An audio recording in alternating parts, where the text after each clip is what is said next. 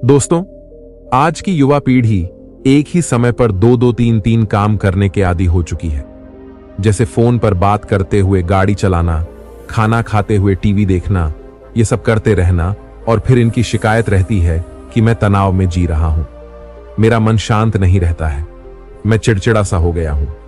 जब कोई व्यक्ति एक ही समय पर तीन तीन काम करेगा तो तनाव पैदा होना तो स्वाभाविक है, क्योंकि दिमाग तो एक समय पर पूरा ध्यान लगाकर सिर्फ एक ही काम को कर सकता है।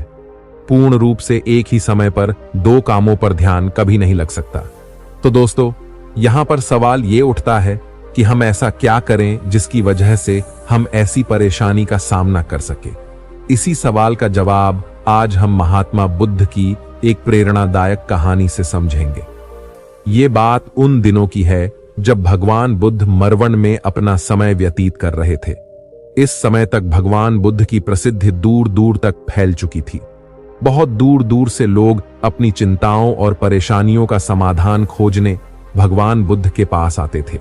ऐसे ही एक दिन जब बुद्ध मरवन में अपने शिष्य को प्रवचन दे रहे थे, तो एक बड़ी उम्र का व्यक्ति अपने 22 वर्ष के पुत्र को अपने साथ लिए बुद्ध की तरफ चला आ रहा था। जब यह प्रवचन स्थल के पास पहुंच गए तो भगवान बुद्ध की नजर उन पर पड़ी और महात्मा बुद्ध ने इशारे में उसे बैठने के लिए कहा। जब प्रवचन समाप्त हो गया और सभी लोग वहां से चले गए तो बुद्ध ने उस व्यक्ति को अपने पास बुलाया और बैठने के लिए कहा। वहां चारों तरफ हरियाली छाई हुई थी, मौसम बहुत सुहाना था और तरह तरह के पक्षियों की आवाजें गूंज रही थी। ऐसा नजारा देखकर उस व्यक्ति को अंदर से असीम शांति महसूस हो रही थी।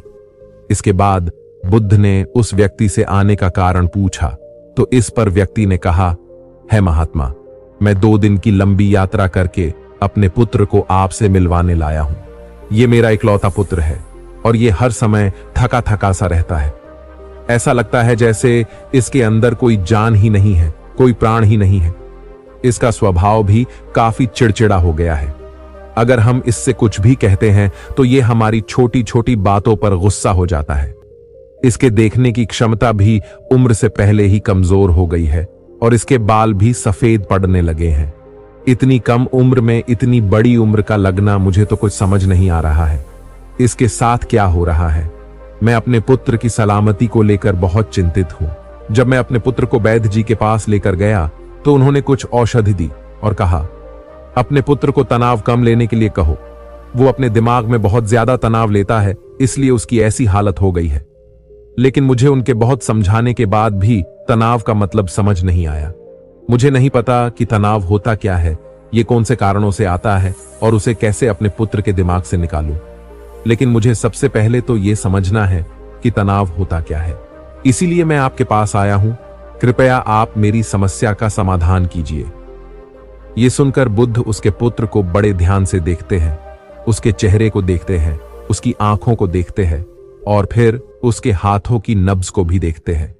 ये सारी विधि करने के बाद बुद्ध उस व्यक्ति से कहते हैं, तनाव लेना तो कोई नहीं चाहता, लेकिन फिर भी ये तनाव लोगों के दिमाग को जाल की तरह पकड़ लेता है और व्यक्ति जान भी नहीं पाता कि वो तनाव में जी रहा है।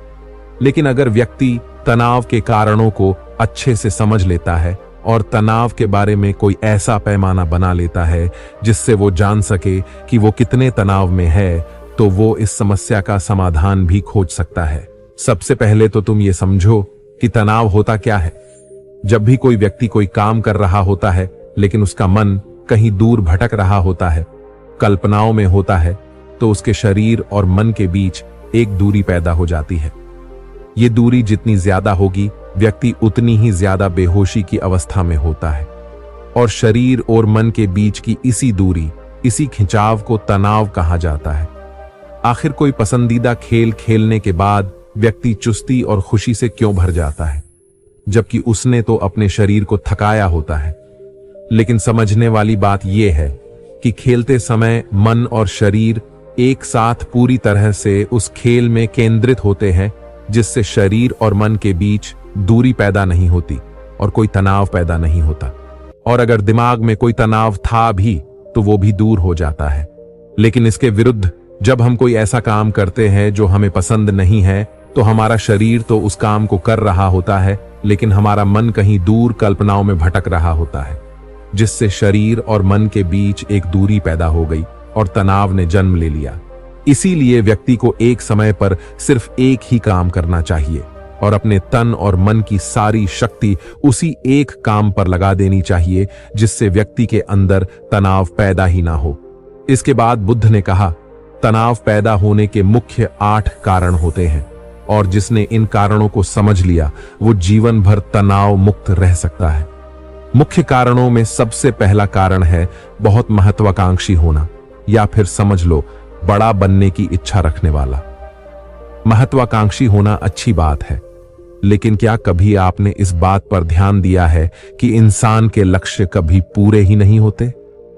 उसका एक लक्ष्य पूरा हुआ नहीं कि वो दूसरे की तरफ भागने लगता है, दूसरा पूरा हुआ तो तीसरे की तरफ, और इस तरीके से वो अपने लक्ष्य को पाने के लिए जिंदगी भर गोल गोल घूमता रहता है। इसीलिए जो व्यक्ति अति महत्वाकांक्षी होता है, जिसने बड़े बड़े लक्ष्य बनाए होते हैं, वो वर्तमान में कभी रह ही नहीं पाता। उसका मन हमेशा भविष्य की योजनाएं बनाने में ही उलझा हुआ रहता है। उसका शरीर तो वर्तमान में रहता है, लेकिन उसका मन हमेशा भविष्य में ही रहता है, जिससे मन और शरीर के बीच दूरी पैदा हो जाती है और वो तनाव भरी जिंदगी जीने लगता है। बुद्ध के मुंह से ये बात सुन उस लड़के ने कहा, बुद्ध, तो फिर इसका मतलब है कि हमें लक्ष्य नहीं बनाना चाहिए, क्योंकि लक्ष्य बनाना भी तो महत्वाकांक्षा ही है। इस पर बुद्ध ने कहा, जीवन में लक्ष्य बनाना कोई गलत बात नहीं है, लेकिन समस्या तब उत्पन्न होती है जब वो अपना पूरा ध्यान उस लक्ष्य से मिलने वाले परिणाम पर ही लगा देते हैं और उसके परिणाम की चिंता करते रहते हैं। व्यक्ति को वर्तमान में जीना आना चाहिए। आप लक्ष्य बनाइए और उस लक्ष्य की प्राप्ति के लिए कड़ी मेहनत करिए, लेकिन साथ ही साथ आपको इस बात का भी ज्ञान होना चाहिए कि आप अभी वर्तमान में जी रहे हैं और वर्तमान ही सत्य है। बुद्ध ने आगे कहा, तनाव का दूसरा सबसे बड़ा कारण है ईर्ष्या। जब व्यक्ति ईर्ष्या और जलन से भर जाता है तो उसका मन अंदर से सड़ने लगता है। ईर्ष्या एक आंतरिक घाव है। आंतरिक घाव यानी मन का घाव। व्यक्ति के शरीर का घाव तो भर सकता है, लेकिन मन का घाव कभी नहीं भर सकता। इसीलिए व्यक्ति को दूसरे की खुशी और तरक्की से कभी ईर्ष्या नहीं करनी चाहिए, क्योंकि वो भी तनाव का एक कारण है।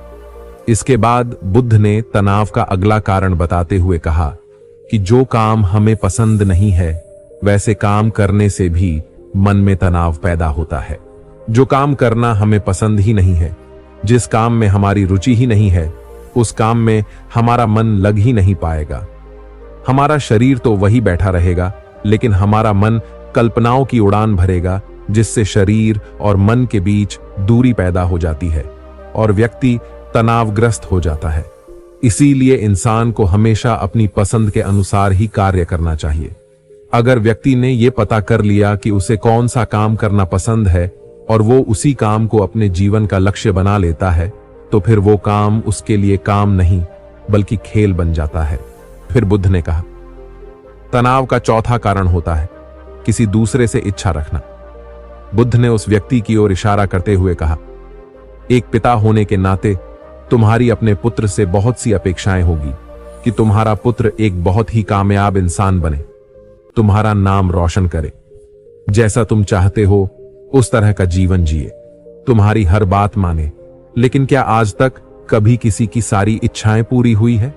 जब भी कोई व्यक्ति किसी दूसरे से कोई इच्छा रखने लगता है तो वो अनजाने में अपने लिए तनाव पैदा करने लगता है। जरा सोचो कि अगर तुम्हारा बेटा तुम्हारे अनुसार काम नहीं कर रहा और वो नहीं बन पा रहा जो तुम उसे बनाना चाहते हो, तो निश्चित रूप से तुम्हारे दिमाग को तनाव पकड़ लेगा। तुम तनाव से भरा जीवन जीना शुरू कर दोगे और इस तनाव के बस में आकर तुम ऐसा व्यवहार करोगे, ऐसी बातें करोगे कि तुम्हारा अपने पुत्र के साथ संबंध और भी खराब होता चला जाएगा। इसीलिए व्यक्ति को जितना हो सके उतनी कम अपेक्षाएं दूसरों से रखनी चाहिए, और अगर पूरी तरह से तनाव मुक्त रहना है तो दूसरों से अपेक्षा रखना ही बंद कर दो। इसके बाद बुद्ध ने कहा कि शारीरिक कष्ट भी इंसान के तनाव का एक कारण होता है। जब व्यक्ति किसी शारीरिक पीड़ा से गुजर रहा होता है तो उसका पूरा ध्यान बस अपने उस शारीरिक दर्द पर होता है और वो पूरे दिन बस उसी के बारे में ही सोचता रहता है, जिससे उसका मन दुख के विचारों से भर जाता है और ऐसी स्थिति में व्यक्ति तनावग्रस्त रहने लगता है। यह सुनकर उस व्यक्ति ने कहा कि हे बुद्ध, शारीरिक दुख तो किसी भी व्यक्ति को हो सकता है, तो फिर क्या हुआ? व्यक्ति जीवन भर तनाव में ही जिएगा?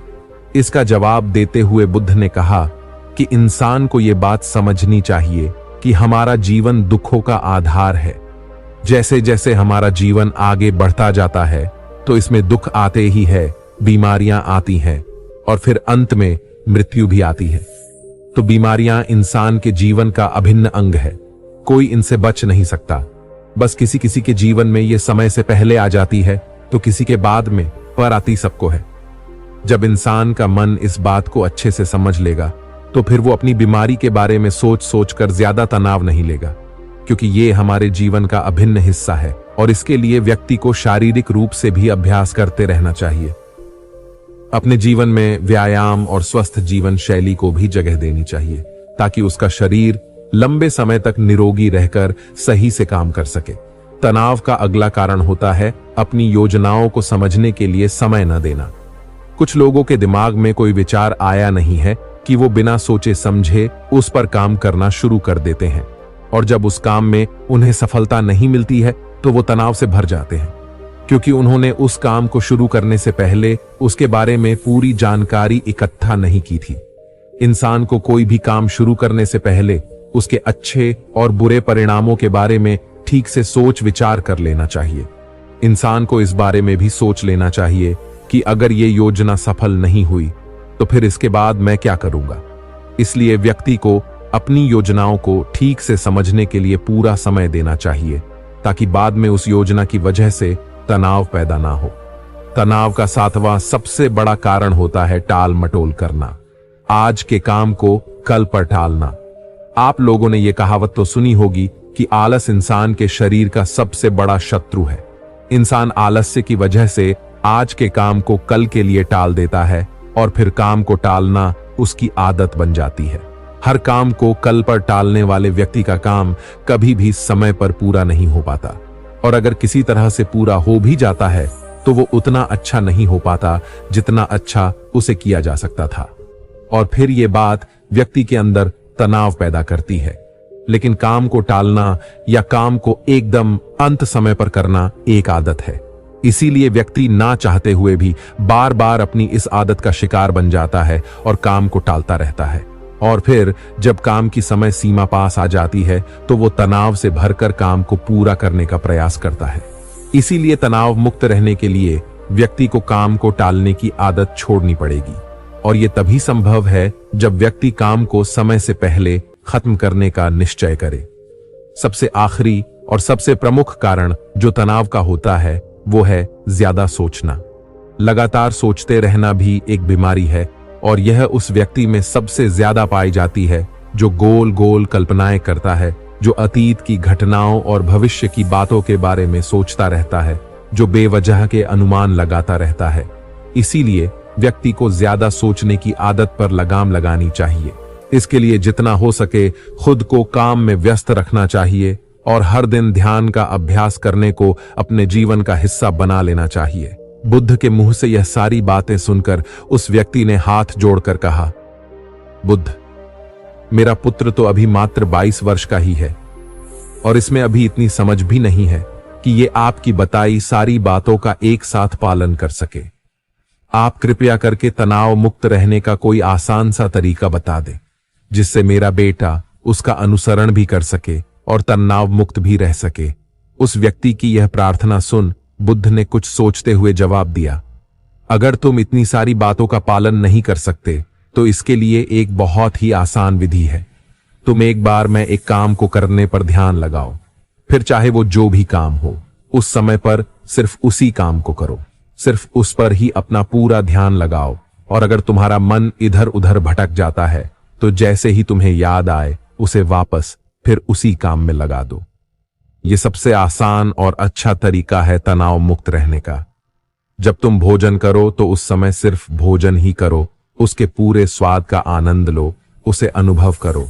जब चलो तो अपना पूरा ध्यान सिर्फ चलने में लगा दो। इससे तुम्हारा मन और तुम्हारा शरीर दोनों एक जगह पर केंद्रित रहेंगे। दोनों के बीच दूरी पैदा नहीं होगी, जो कि तनाव का मुख्य कारण होती है। इसीलिए जहां तक संभव हो सके एक समय पर सिर्फ एक ही काम करने का प्रयास करें, वो भी पूरे ध्यान के साथ। तो दोस्तों, आशा करता हूं कि आपको इस कहानी से कुछ ना कुछ तो सीखने को मिला होगा। अगर आपको थोड़ा सा भी सीखने को मिला हो तो वीडियो को लाइक कर दीजिए और चैनल को सब्सक्राइब कर दीजिए। धन्यवाद।